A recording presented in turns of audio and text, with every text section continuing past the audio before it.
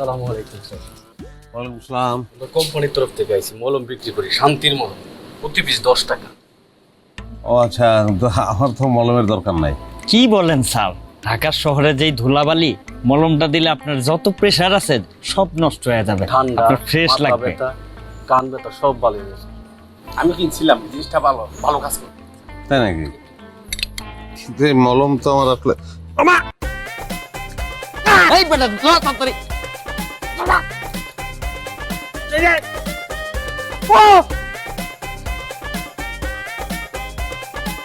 ভাই সময়টা পানি দেন ভাই।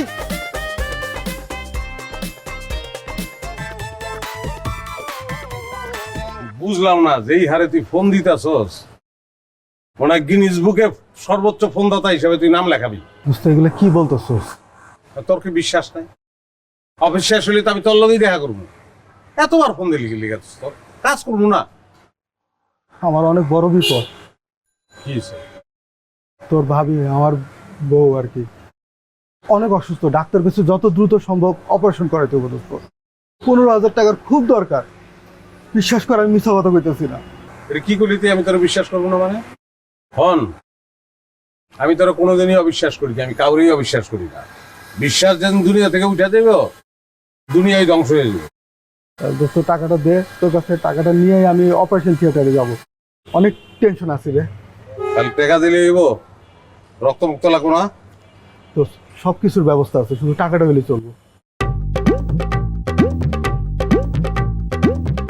6, 7, 8 দেখতো গোনা, দেখতো গুনতে থাকতো।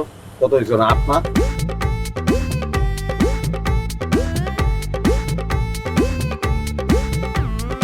আসি রে।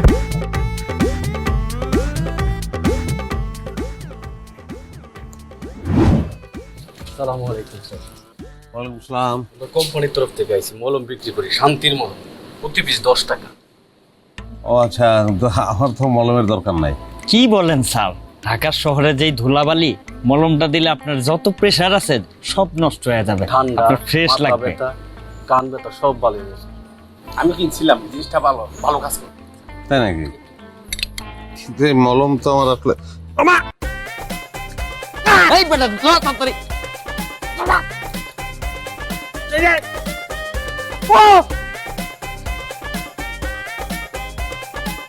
ভাই সময়টা পানি দেন ভাই।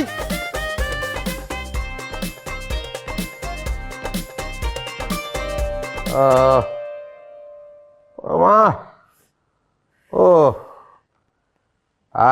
চোখের ভিতর মনে মরিচের ফ্যাক্টরি।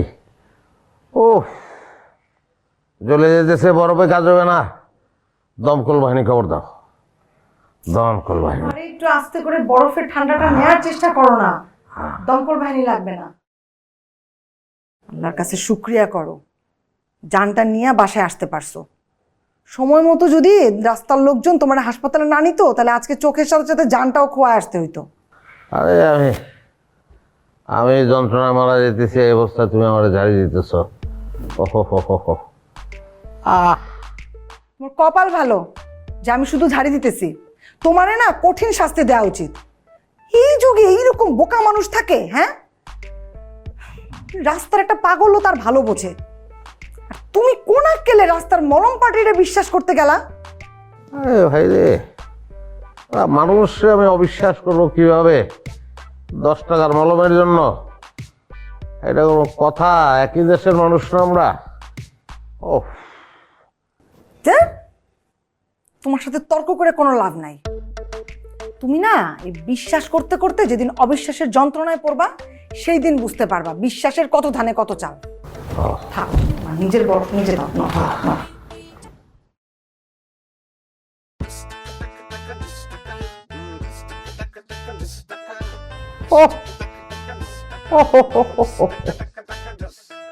আহ